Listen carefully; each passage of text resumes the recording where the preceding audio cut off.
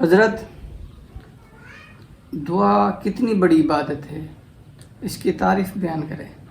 پہلے نمبر پر دیکھیں، دعا کا معنی ہوتا ہے اللہ رب العزت سے کچھ نہ کچھ مانگنا۔ دعا کا معنی ہوتا ہے ویسے پکار، جی دعا کا معنی کیا ہوتا ہے؟ پکارنا، آواز دینا، کس کو؟ اللہ تعالیٰ کو۔ اور دعا کتنی بڑی عبادت ہے آپ نے پوچھا ہے۔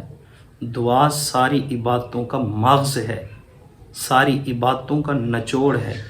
حضور نے فرمایا الدعاء مخ العبادہ، دعا ساری عبادتوں کا مغز ہے۔ مغز نہیں ہوتا انسان کے اندر، ساری عبادتوں کا مغز جو ہے وہ دعا ہے۔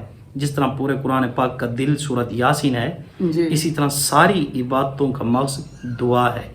اور اس دعا کے متعلق تو حضور نے فرمایا من لم یسأل اللہ یغضب علیہ، جو اللہ سے دعا نہیں مانگتا اللہ اس پر ناراض ہوتے ہیں۔ اچھا حضرت، دعا کی کتنی طاقت رکھتی ہے دعا؟ ہم دیکھیں، دعا جو ہے وہ تو رب ذوالجلال کا عرش بھی ہلا کے رکھ دیتی ہے۔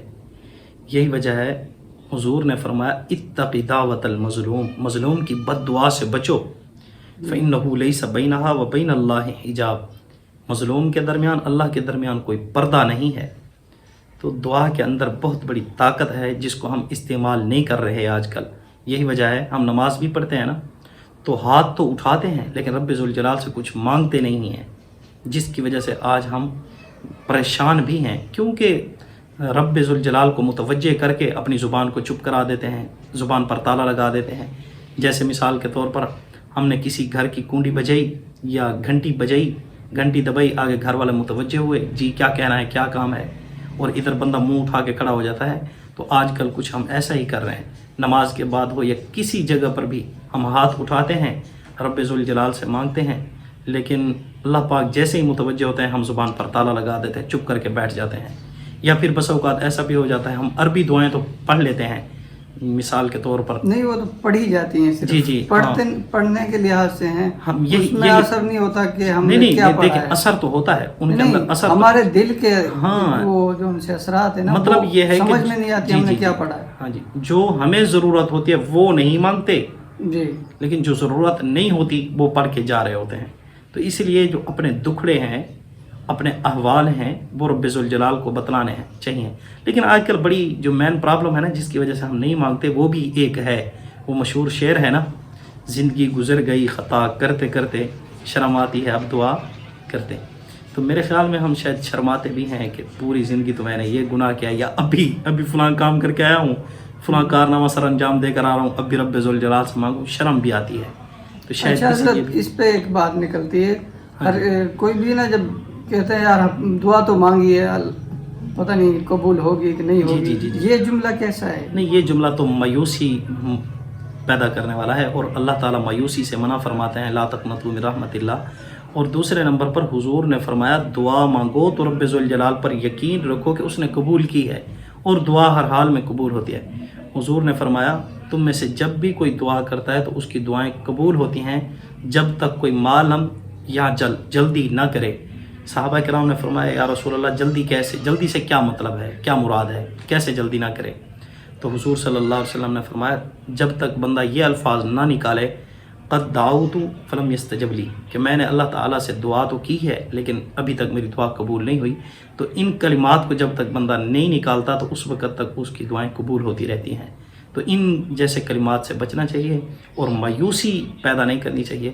دیکھیں دعا تو ہر حال قبول ہوتی ہے، یا تو جو چیز ہم مانگ رہے ہیں سیم ٹو سیم وہی چیز مل جاتی ہے، یا پھر اللہ رب العزت ہمارے گناہوں کو معاف کر دیتے ہیں۔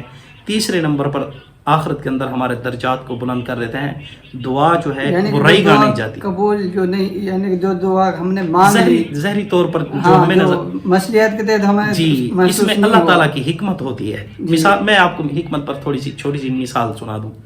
ہمارے پاکستان کے بہت بڑے مفتی اعظم کہلاتے ہیں مفتی محمد تقی عثمانی صاحب، کراچی والے جی، وہ فرماتے ہیں میں ایک مرتبہ عمرہ کے لیے گیا ہوا تھا، تو مجھے پاکستان کے اندر جلدی آنا تھا، بہت ضروری کام پڑ گیا، تو جو میری فلائٹ تھی وہ میری فلائٹ مجھ سے نکل گئی۔ تو میں بعد میں نا بہت پریشان ہوا کہ میں نے کعبے کے اندر بیٹھ کر دعائیں کی ہیں، اس کے باوجود مجھ سے میری فلائٹ نکل گئی ہے، تو مجھے بہت دکھ ہوا۔ بالآخر مجھے پتہ چلا کہ اگر میں اس فلائٹ کے اندر بیٹھ جاتا اس جہاز کے اندر بیٹھ جاتا تو مجھے کیا ہوتا، نقصان ہوتا. شکر ہے کہ میں پچھلے جہاز کے اندر سفر میں نے کر لیا ہے، جس کی وجہ سے وہ مجھے نقصان بھی نہیں پہنچایا گیا، وگرنہ انٹرنیشنل طور پر منصوبہ تھا کہ ان حضرت کو کیا کرنا ہے، تباہ کرنا ہے. جی بالکل. تو حضرت نے فرمایا، بعد میں نے اللہ تعالیٰ کا شکر ادا کیا اور مجھے یہ بات سمجھ آئی کہ بس اوقات جو ہم مانگ رہے ہوتے ہیں وہ ہمارے لیے مناسب نہیں ہوتی، اللہ تعالیٰ ہم پر مہربانی کرتے ہیں کہ فوراً نہیں عطا کرتے. تو اس لیے اللہ تعالیٰ کی حکمت اور مصلحت ہوتی ہے وہی چیز فوراً نہ دینا. یعنی کہ جو ہم دعا مانگی ہے وہ آخرت میں ہمارا ذخیرہ ہے، دیکھیں جو دنیا میں پوری نہیں ہوئی. دیکھیں بس اوقات تو دنیا میں پوری بھی ہو جاتی ہے، ایسا نہیں کہ نہیں، لیکن یہ نہیں ہم سمجھ سکتے کہ ہماری دعا قبول نہیں ہوئی. یہ جملہ نہیں کہہ سکتے، یہ نہیں کہہ سکتے. دعا ہر حال میں کیا ہوتی ہے، قبول ہوتی ہے. کیونکہ اللہ رب العزت کے حضور صلی اللہ علیہ وسلم نے فرمایا، ان ربکم حی کریم، تمہارا رب زندہ کریم ہے، بہت بڑا سخی ہے. کہ اذا رفع یدیہ الیہ، کہ جب بندہ اپنے رب کی طرف ہاتھ اٹھاتا ہے تو اللہ رب العزت یستحیی من عبدہ، اپنے بندے سے شرماتے ہیں، ان یردہما صفرا، کہ ان کے ہاتھوں کو خالی لٹا دیں. یار یہ تو بندوں کے کام ہیں کہ ہاتھوں کو خالی لٹا دیتے ہیں، بندوں کو دھتکار دیتے ہیں یا اوپر سے غصہ کرتے ہیں. اللہ پاک کی تو یہ شان ہی نہیں ہے. اللہ پاک تو کریم ہے، تو اللہ پاک شرماتے ہیں کہ میں اپنے بندوں کے ہاتھوں کو کیا کروں، خالی لٹاؤں. تو حضور نے فرمایا اللہ پاک اپنے بندے کے ہاتھوں کو خالی نہیں لٹاتے. اچھا حضرت، دعا ہم مانگتے ہیں، ہاں جی، کہ کتنی دعا طاقت رکھتی ہے دعا کی؟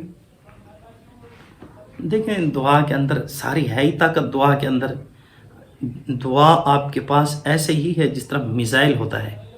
یہی وجہ ہے اگر آپ کے اوپر کوئی ظلم کرتا ہے تو حضور نے فرمایا اللہ رب العزت کا عرش ہل جاتا ہے اور سارے پردے ہٹ جاتے ہیں.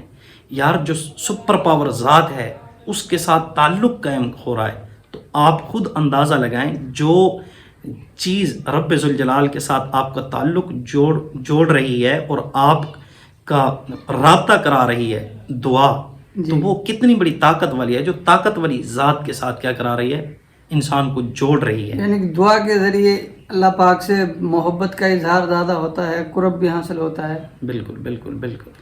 اچھا حضرت، دعا کس طرح مانگنی چاہیے؟ آج کل تو جو حالات ہیں نا، دعا بس سرسری مانگتے ہیں، اس میں نہ رونے والی شکل ہوتی ہے. بالکل بالکل. تو اس دعا کس طرح ہمارا ذہن ہو، ہمیں کس طرح دعا مانگنی چاہیے؟ لیکن پہلے نمبر پر تو اپنے آپ کو حاجت مند بنانا چاہیے، محتاج بنانا چاہیے. جی. پھر قبلہ رو ہو کر کوشش کرنی چاہیے، قبلہ رو ہو کر اتحیات کی شکل میں بیٹھ کر دونوں ہاتھوں کو اٹھا کر سینے کے برابر لے آئیں اور پھر رب ذوالجلال سے مانگی جائے. پہلے رب ذوالجلال کی تعریف کی جائے، الحمدللہ رب العالمین پڑھا جائے، کیونکہ افضل الدعاء الحمدللہ. تو پہلے نمبر پر تو الحمدللہ ساری صورت نہ بھی پڑھی جائے، کم از کم یہ تعریف ہے اللہ تعالیٰ کی، الحمدللہ رب العالمین. تو اللہ تعالیٰ کی تعریف کی جائے. پھر اللہ تعالیٰ نے ہم پر جو احسانات کیے ہیں ان کا شکر ادا کرنا چاہیے کہ اللہ پاک آپ نے جگہ بجگہ آپ نے میرے اوپر مہربانی کی ہے، آپ کے بہت انعامات ہیں میرے اوپر. تو اللہ پاک مجھے یہ بھی ضرورت ہے، میری اس امتحان کے اندر اس آزمائش میں بھی مدد فرما، میں اس آزمائش کو برداشت نہیں کر سکتا. اللہ پاک میں کمزور ہوں. جس طرح ہوتے ہیں پھر انسان اپنے احوال، اپنے معاملات اللہ رب العزت کو خود سنائے. اللہ رب العزت اس کو سنتے ہیں. اپنے جو دکھ ہیں نا، اپنے جو درد ہیں، اپنے جو احوال ہیں، وہ رب ذوالجلال کو پھر سنانا چاہیے. آج کل نا استاد جی، انسان ایک دوسرے دوست سے اپنے غم وہ اندر کی جو باتیں ہیں نا، جو ہمراز باتیں دوستوں کو بتاتے ہیں، لیکن وہ اچھال دیتے ہیں. بالکل. لیکن ہمیں سب سے بڑی غلطی یہ کرتے ہیں کہ ہم اپنے اللہ کو اتنا اپنی جو بھی غلطیاں ہیں، دوست والی ویلیو بھی نہیں دے رہے، دوست والی ویلیو نہیں دے رہے. بالکل. ہم اپنے رب کے سامنے نہ ایسی ان سے ڈسکس نہیں کرتے. ہاں بالکل. کیونکہ اللہ تو ہمارے دلوں کے بھید بھی جانتے ہیں. جی بالکل. ہاں یار، ویسے یہ عامر صاحب یہاں پر ایک بات بھی ہے کہ مثال کے طور پر ہمیں کسی چیز کی ضرورت پڑتی ہے نا، تو ہم دوستوں سے بھاگ کر ادھار کی طرف جاتے ہیں، لیکن رب ذوالجلال کی طرف نہیں جاتے. حتیٰ کہ جناب نبی کریم صلی اللہ علیہ وسلم کو جوتے کے تسمے کی بھی ضرورت ہوتی نا تو اللہ پاک سے مانگتے. ایک صحابی رسول کو نمک کی ضرورت ہوتی نا تو وہ اللہ پاک سے مانگتے. آج ہم مقروض اسی لیے ہوئے پڑے ہیں کہ رب ذوالجلال سے مانگنا چھوڑ دیا ہے. تو رب ذوالجلال سے مانگنا چاہیے. رب ذوالجلال بہت بڑی کریم ذات ہے، وہ انسان کی قدر کرنے والی ہے، اور اللہ پاک جیسا بڑھ کر کوئی قدردان ہے ہی نہیں. تو اللہ پاک کے ہم بندے ہیں، کسی کے باپ بعد میں ہیں، بیٹے بعد میں ہیں، بھائی بعد میں ہیں، پہلے اس کے بندے ہیں۔ اللہ پاک ہم تیری ہی مخلوق ہیں، ہم تیری مخلوق کے یا اللہ ہم بھکاری نہیں بننا چاہتے یا اللہ۔ ہاں جب انسان کو نا دعا کرنی چاہیے، اللہ پاک مجھے نا کسی کا محتاج نہ کر، صرف اپنی ذات کا محتاج کر، میں کسی کے سامنے جھکنا نہیں چاہتا، صرف تیری ذات سے مانگنا چاہتا ہوں۔ اگر میرا رزق ختم ہو گیا تو مجھے اپنے پاس بلا لے، پیدا جب تو نے کیا ہے تو میں کیوں جا کر کسی کے سامنے شرمندہ ہوں؟ ہاں تیرے سامنے مجھے کوئی شرمندگی نہیں، تیرے پاس بڑے فخر سے آتا ہوں اور میں تجھ سے یہ مانگتا ہوں مجھے عطا کر۔ اللہ پاک ضرور عطا کریں گے، لیکن جائیں یقین کے ساتھ۔ اچھا، کئی لوگ نا بڑے پیارے انداز میں اللہ پاک سے مانگ رہے ہوتے ہیں۔ راز و نیاز کی باتیں دیکھیں جی، اللہ وہ ہمارا خالق ہے، مالک ہے، اور وہ فرما رہے ہیں انی قریب، میں بہت ہی قریب ہوں، وَنَحْنُ أَقْرَبُ إِلَيْهِ مِنْ حَبْلِ الْوَرِيدِ، شاہ رگ سے بھی زیادہ قریب ہیں۔ تو وہ صاف ظاہر ہے عامر صاحب، اس کو نہیں سنائیں گے تو اور کس کو سنائیں گے؟ اور سننے والا کون ہے؟ جس کو سناتے ہیں وہ اپنے درد سنا دیتے ہیں، وہ ہمارے نہیں سنتے، وہ خود دکھی ہوتے ہیں۔ اس کی مین وجہ یہ ہے کہ وہ بھی ہماری طرح دوستوں انسان ہے نا۔ جی جی بالکل، انسان تو محتاج ہے، کمزور ہے۔ جی جی، تو اس لیے کوشش کرنی چاہیے، رب ذوالجلال کے سامنے اپنے احوال رکھنے چاہیے۔ اللہ جانتے ہیں، لیکن یہ چونکہ دعا عبادت ہے تو یہ عبادت بھی کرنی چاہیے، جس طرح ہم نماز والی عبادت کر رہے ہیں، جس طرح ہم تلاوت والی عبادت کر رہے ہیں، جس طرح زکوٰۃ دے کر عبادت کر رہے ہیں، حج کر کے عبادت کر رہے ہیں، اسی طرح خیر خواہی کر کے عبادت کر رہے ہیں، اسی طرح دعا کر کے بھی عبادت کریں، اللہ تعالیٰ اس سے خوش ہوتے ہیں۔ اسی لیے تو سر ساری عبادتوں میں افضل ہے۔ جی جی بالکل بالکل۔ اور ایسی دعا بھی مانگ رہے ہوتے ہیں نا، یا اللہ مجھے اتنے یہ کام ہو جائے، اتنے پیسے دے دیں، پٹھان والی دعا نہ مانگے کہ وہ بھائی دیکھیں یہ بھی پٹھان والی جو دعا ہے یہ کوئی غلط تو نہیں ہے جی، کہ دیکھیں وہ مالک کی شان بہت ہے۔ وہ پٹھان جو ہے نا، ویسے آئیڈیا ٹھیک لگا رہا تھا یار، مالک سے 100 روپیہ مانگنا ہے، مالک سے 100 نہیں، جہان مانگو، ربنا آتنا فی الدنیا حسنہ، صرف دنیا نہیں آخرت بھی مانگو۔ بھئی یہ کیا مطلب ہے؟ ہم نے چھوٹی سوچیں کی ہوئی ہے، تو پٹھان کی طرح سوچ جو ہے وہ بڑی رکھنی چاہیے، کیونکہ اللہ تعالیٰ کی ذات بلند ہے۔ یہ وقتی طور کے لیے نہیں مانگنا چاہیے، مستقل اور ہمیشگی کے لیے مانگنی چاہیے، دعا کرنی چاہیے۔ یہ نہیں کہ اللہ پاک میری وقتی طور پر یہ پریشانی ہوئی ہے، مجھے میری یہ دور فرما، نہیں، یہ بھی دور فرما، آئندہ بھی اس طرح کی پریشانیوں سے حفاظت فرما۔ تو اس طرح کی دعا کرنی چاہیے جس کے اندر انسان کے لیے پوری راحت ہو، یہ نہ کہ ادھوری راحت کی مانگی جائے۔ اچھا حضرت، انسان کا مائنڈ کیسا ہو جب دعا مانگے گی؟ یعنی کہ اس کے انسان کا خیال کیا ہو؟ میں یہی عرض کر چکا ہوں، 100% یقین ہونا چاہیے کہ میں اپنے رب پر یقین ہونا چاہیے کہ میرا رب مجھے دیکھ رہا ہے، اور میرا رب مدد کرنے پر طاقت رکھتا ہے، قدرت رکھتا ہے، اور وہ ضرور مدد کرے گا۔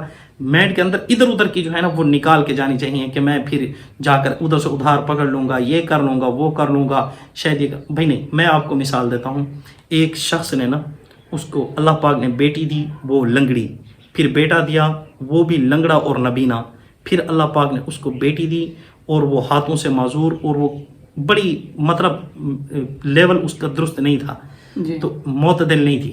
تو اسی طرح 4 بچے دیے، چاروں ہی کمزور، نہ بول سکتے ہیں، نہ اسی طرح اٹھ کر چل سکتے ہیں، جس طرح زندہ لاشیں نہیں ہوتی، لاشیں بڑی بڑی تھی۔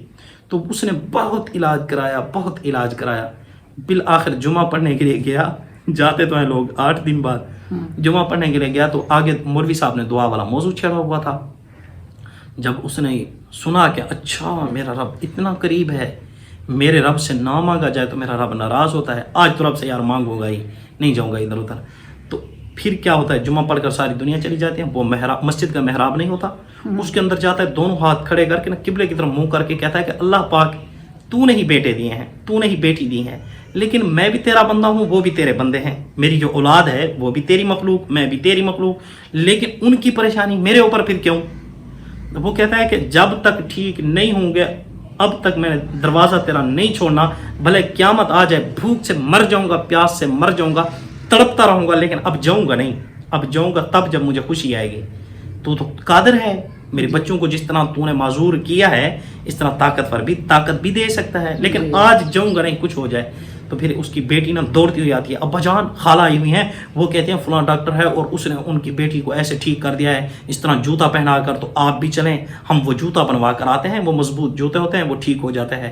تو اس نے کہا سارے ڈاکٹر مر گئے، بہت علاج کروایا، اب نہیں جاؤں گا، اب صرف ایک ہی حکیم رہ گیا ہے۔ تو اس نے دعا کی، وہ بیٹی دوسری مرتبہ آتی ہے، تیسری مرتبہ، وہ کہتا ہے نہیں اب نہیں، تو وہ بچے چل کر آتے ہیں کہ ابا جان ہم ٹھیک ہو گئے ٹھیک ہو گئے ٹھیک ہو گئے. باپ کہتا ہے یہ بنی نا بات، یہ دروازہ ہم نے چھوڑا تھا اس لیے جیب سے بھی خالی اور ویسے بھی پریشان. تو مضبوطی کے ساتھ، یقین کے ساتھ دعا کرنی چاہیے. جی بہت شکریہ حضرت، بہت شکریہ. اللہ پاک آپ کو صحت دے، ہاں آپ کی عمر